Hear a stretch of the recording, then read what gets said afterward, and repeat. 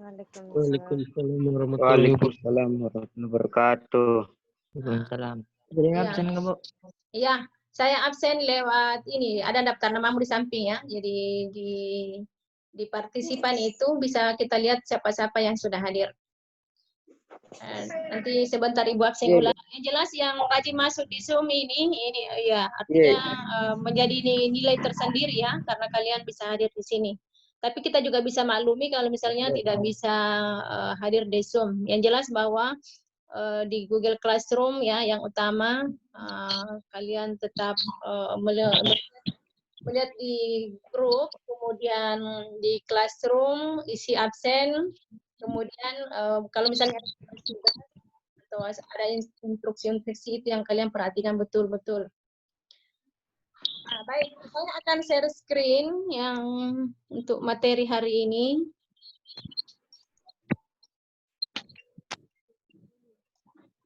Ayat. Apa?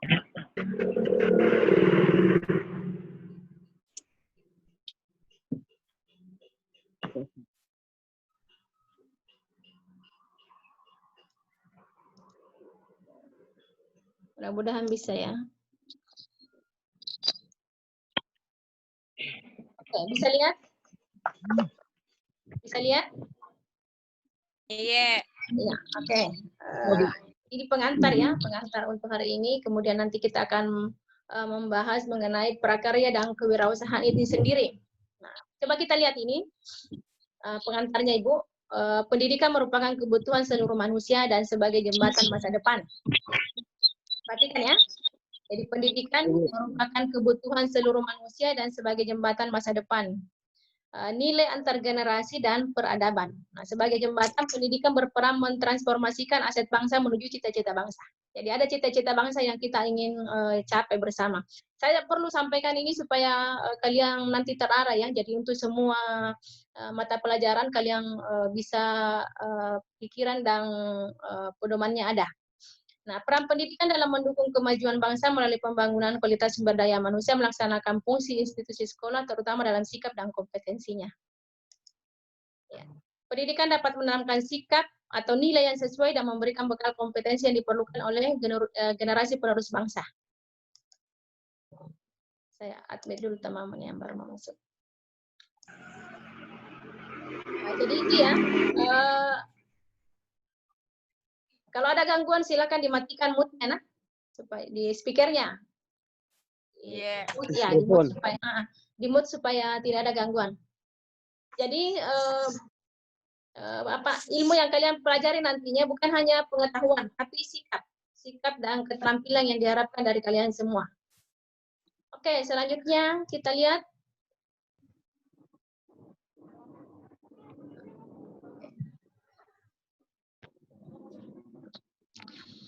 Nah, pernah dengar ini percakapan abad 21? Pernah dengar?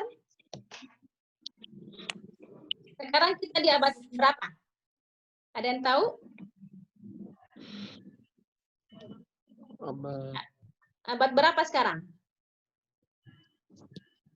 Sudah abad 21 kah sekarang? Belum. Oke, baik.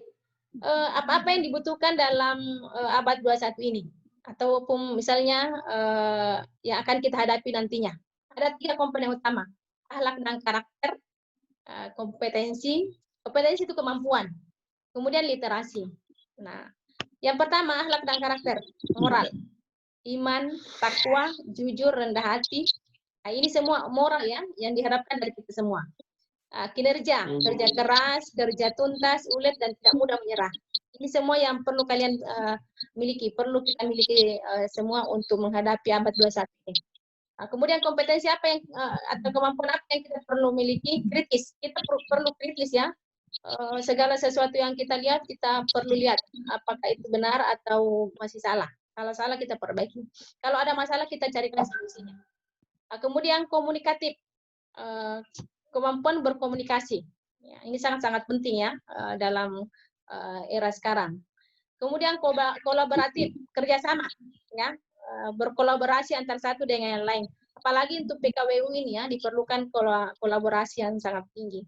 Kemudian kreativitas. Nah, ini kalian dibutuhkan, diharapkan kreativitasnya muncul.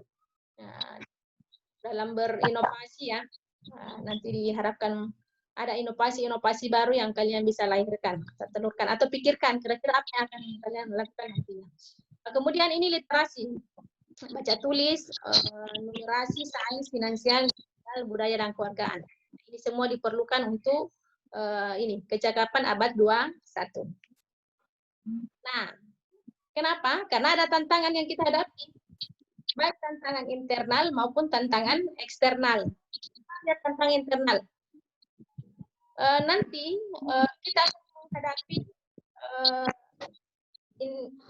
masa kejayaan di tahun 2035. Karena pada saat itu angka generasi muda sangat tinggi. Nah, ini bisa menjadi menjadi positif, bisa menjadi negatif. Kalau kita tidak persiapkan diri dengan baik, maka bisa menjadi negatif. Tapi kalau kita bisa persiapkan diri dengan baik, maka itu akan bisa menjadi bagus, ya. Pertumbuhan penduduk di tahun ini 2020-2035 itu generasi mudanya sangat banyak, ya. Nah, istilahnya bonus demografi. Nah, ini harus dimanfaatkan menjadi sumber daya manusia Indonesia yang memiliki kompetensi dalam, coba perhatikan ini, penguasaan pengetahuan, keterampilan, dan sikap religius.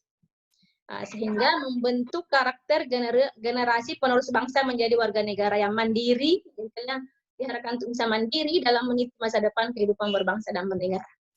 Ini tentang internal kita ya. Yang sementara tentang eksternal ini, dengan arus globalisasi dan berbagai isu masalah lingkungan hidup, kemajuan teknologi dan informasi, serta kebangkitan industri kreatif. Nah, ini tentang eksternal yang kita hadapi. Nah, kedua tantangan ini hendaknya dapat dikelola untuk dapat menguatkan budaya lokal, nilai-nilai karakter, ya, pemanfaatan sumber daya alam secara seimbang, kemudian dasar pengembangan kewirausahaan dan ekonomi kreatif sehingga mampu membangun citra dan identitas bangsa, serta memberikan dampak ekonomi dan sosial yang positif. Ya. Dan termasuk tantangan yang kita hadapi sekarang kan era pandemi ya, kita belajar di rumah, tapi ya kita dituntut untuk mampu menggunakan teknologi, menggunakan segala sumber daya yang ada sama kita untuk tetap belajar. Nah, dengan penguatan tersebut diharapkan nantinya peserta didik mampu menciptakan ide-ide kreatif dan kritis. Jadi ini harapannya ya, harapannya kita. Sampai di sini ada yang mau ditanyakan? Nah, ini sejarah prakarya dan kewirausahaan di Indonesia. Nah, jadi dulu belum itu tahun-tahun dulu ya, 2000 sebelum 2013 itu belum ada namanya belum ada mata pelajaran ini. Dulu kewirausahaan itu masuk di ekonomi. Jadi ada bab tersendiri mengenai kewirausahaan. Tapi kemudian karena melihat perkembangan zaman, maka ternyata dibutuhkan maka lahirlah pelajaran prakarya dan kewirausahaan. Nah, dimulai dari kegiatan non formal yang bersinggungan dengan tradisi lokal yang memuat sistem budaya, teknologi lokal, serta nilai-nilai sosial dalam kehidupan yang punya tujuan dan landasan kependidikan. Nah, ini merupakan mata pelajaran yang baru yang mempunyai tujuan dalam landasan kependidikan agar menumbuhkan kepekaan. Ini agar menumbuhkan kepekaan terhadap produk kearifan lokal, perkembangan teknologi, dan terbangunnya jiwa kewirausahaan. Nah, sesuai dengan orientasi dan misi kurikulum 2013. Nah, untuk mencapai tujuan mata pelajaran prakarya dan kewirausahaan, peserta didik akan diberikan 2 bidang ilmu, yaitu prakarya dan kewirausahaan. Nah, kedua bidang ilmu ini saling bersinergi untuk menghasilkan suatu produk yang memiliki nilai ekonomis. Jadi ada karya yang akan kita hasilkan nantinya, insya Allah. Ini arah pembelajaran mata pelajaran. Prakarya merupakan proses bekerja menghasilkan suatu karya, produk. Yang saya sampaikan tadi. Produk prakarya masih bersifat dummy, artinya masih diproduksi dalam satuan. Kemudian kewirausahaan merupakan usaha yang dilakukan secara mandiri, Produk yang diusahakan dapat berupa produk prakarya yang dikembangkan dalam skala usaha yang memiliki nilai ekonomis. Dia ada profit oriented ya, keuntungan yang diharapkan nantinya. Sasaran pembinaan bidang ilmu kewirausahaan adalah penanaman karakter, ya, wirausaha yang kreatif, inovatif, mandiri, bekerja sama, percaya diri, pantang menyerah, dan kemampuan berkomunikasi. Faktor itu penting untuk meraih suatu keberhasilan dalam menembus pasar lokal, regional, dan internasional. Jadi bisa saja nanti ada siswa yang kemudian berangkat dari belajar prakarya dan kewirausahaan ini, nanti bisa membuat produk, kemudian itu akan dipasarkan bukan hanya di lokal, tapi bisa regional. Regional itu maksudnya bentar ya.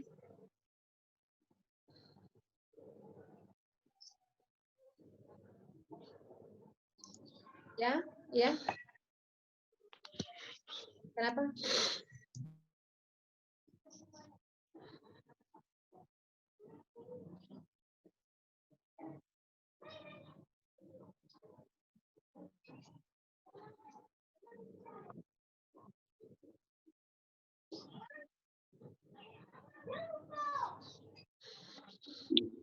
Data cek.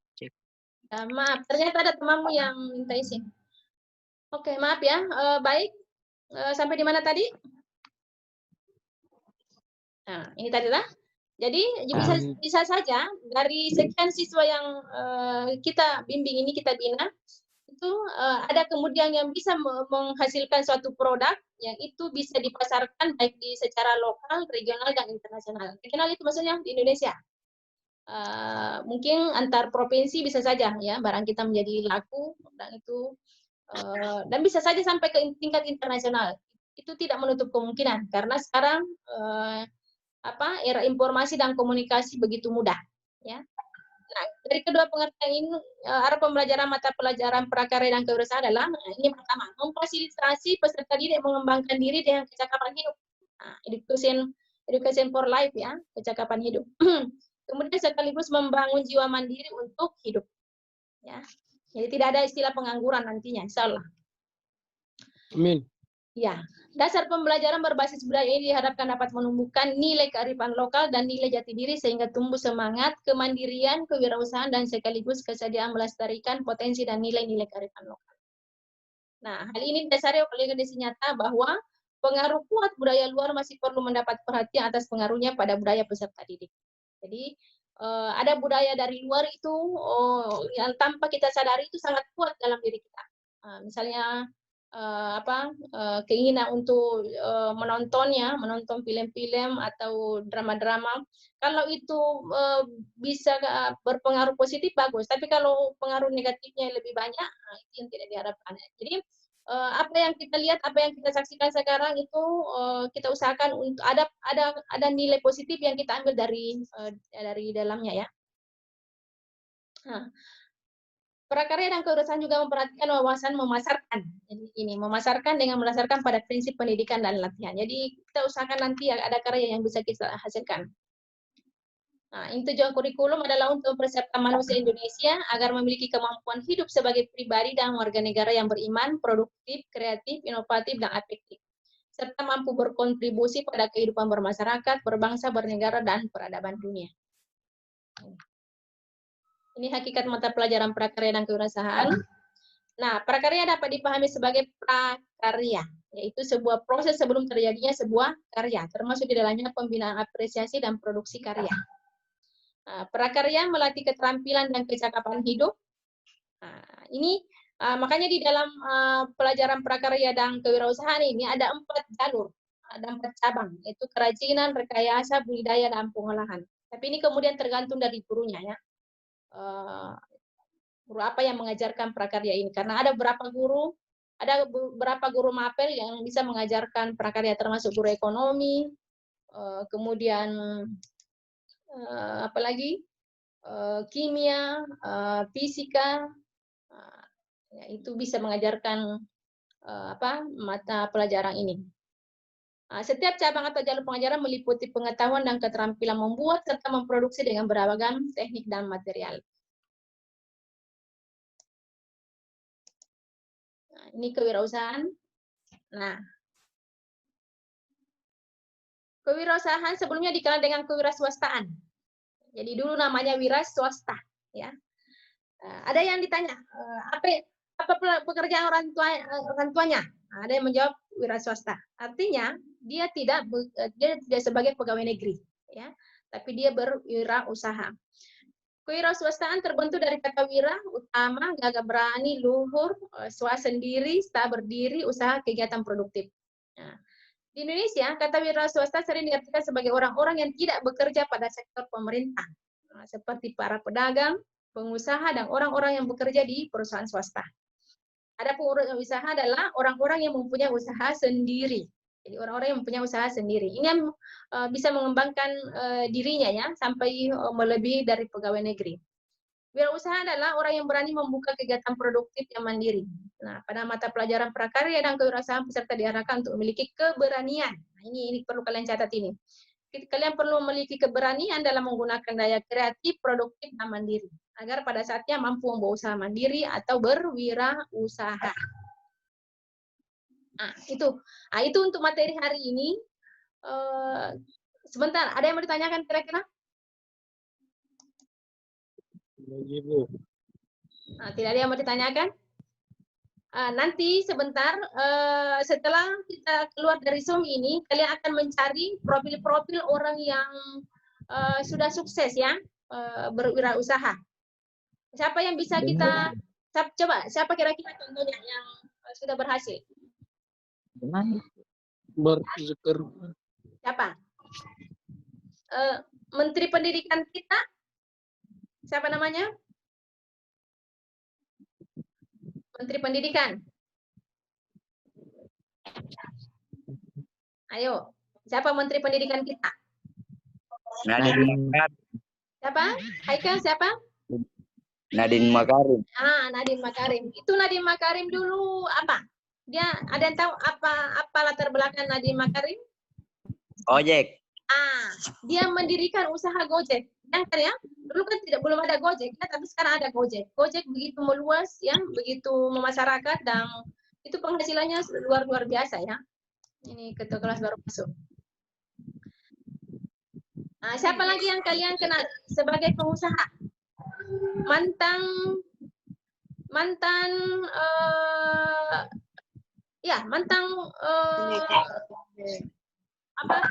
wakil presiden kita.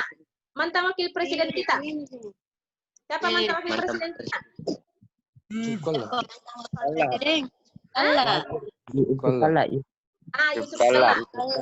Yusuf Kalla. Yusuf Kalla itu punya apa? Yusuf Kalla. Beliau kan seorang pengusaha juga kan? Iya. Siapa yang tahu sejarahnya Yusuf Kalla? Maksudnya dia berangkat dari mana dulu? Ya? Usaha? Mobil.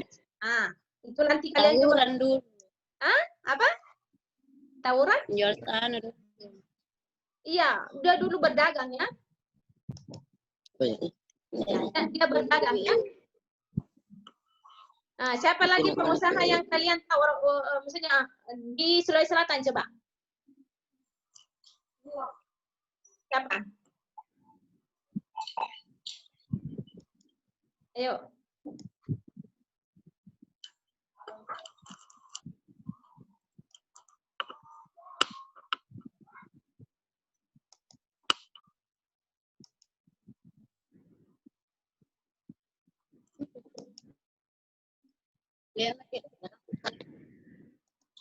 Yang jumbo Nadiem. Siapa?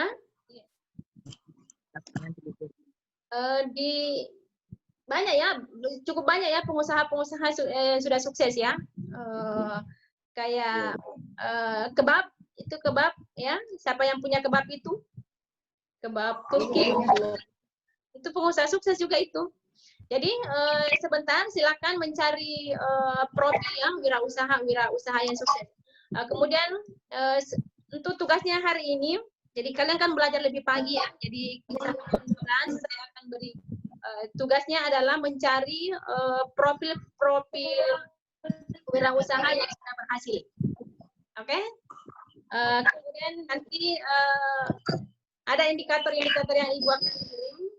Silakan kalian mencari materinya ya. Nanti saya akan kirim. Saya pernah kirim buku juga ya. Sudah ada yang ambil buku kewirausahaan di KWU di sekolah?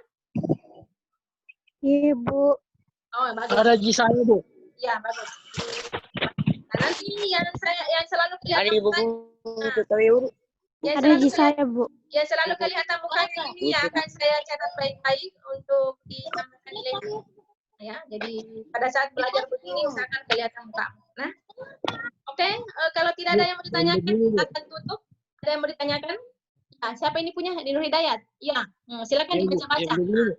Ya, bisa. Nah, nanti saya akan kirimkan indikator yang kalian perlu tuliskan di bukunya ya. Jadi tetap harus ada catatan karena kalau kalau buku cetak kan nanti akan dikembalikan kan? Ibu. Jadi saya sangat berharap bahwa dari sini akan lahir pengusaha-pengusaha sukses ya, calon-calon pengusaha sukses. Tapi itu tadi harus banyak membaca, banyak melihat dan mengamati. Nah, jadi tugasnya adalah silakan mencari profil-profil orang-orang yang sudah sukses yang bisa kita ambil contoh. Jadi kalian lihat latar belakangnya, kemudian segala sesuatunya mengenai dia. Ya. Bisa saja menjadi inspirasi bagi kita. Oke? Oke? Ibu. Ya, oke. Baik, jadi silakan keluar dari room ini, kemudian cari profil-profil orang pengusaha-pengusaha sukses, kemudian jadi dua tugasnya ya, mencari profil orang-orang yang sukses, itu nanti kalian bisa ketik, bisa ditulis tangan, ya, kemudian dipoto, nanti dikirim di Google Classroom. Jelas kira-kira? Jelas, Bu. Ya, oke. Ini juga nanti Ibu akan kirim rekamannya ya. Nanti Ibu kirim lewat Google Classroom supaya kalau misalnya ada sesuatu yang mau didengar kembali bisa dibuka kembali. Oke? Baik, terima kasih untuk hari ini. Silakan nanti karena ini sudah mau berakhir juga, silakan masuk di Google Classroom. Ibu akan ketikkan tugasnya nanti. Kalian akan kerja tugas berupa mencari profil pengusaha-pengusaha sukses ya, orang-orang yang sudah sukses baik lokal, nasional maupun internasional. Oke? Ya, usahakan ada yang cari lokal, ada yang cari nasional, ada yang cari internasional. Ya, kalau ada yang bisa tiga-tiganya malah lebih bagus, bisa dikasih nilai 100. Oke? Ya. Oke, baik, terima kasih untuk hari ini. Assalamualaikum warahmatullahi wabarakatuh. Mohon maaf atas segala kekurangan. Waalaikumsalam. Waalaikumsalam warahmatullahi wabarakatuh. Silakan kerjakan tugasnya. Hafid.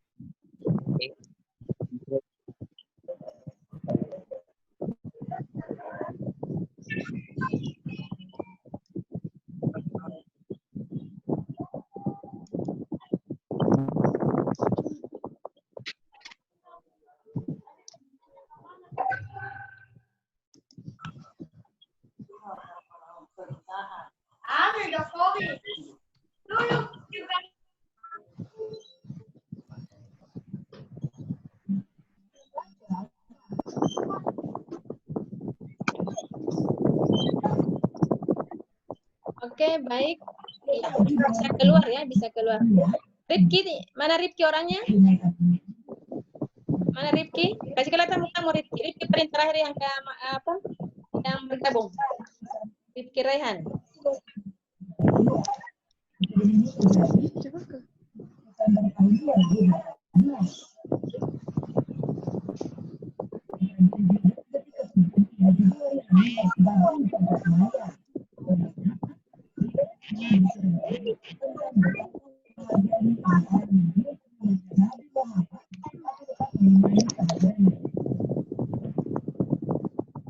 Ya, oke. Baik, terima kasih.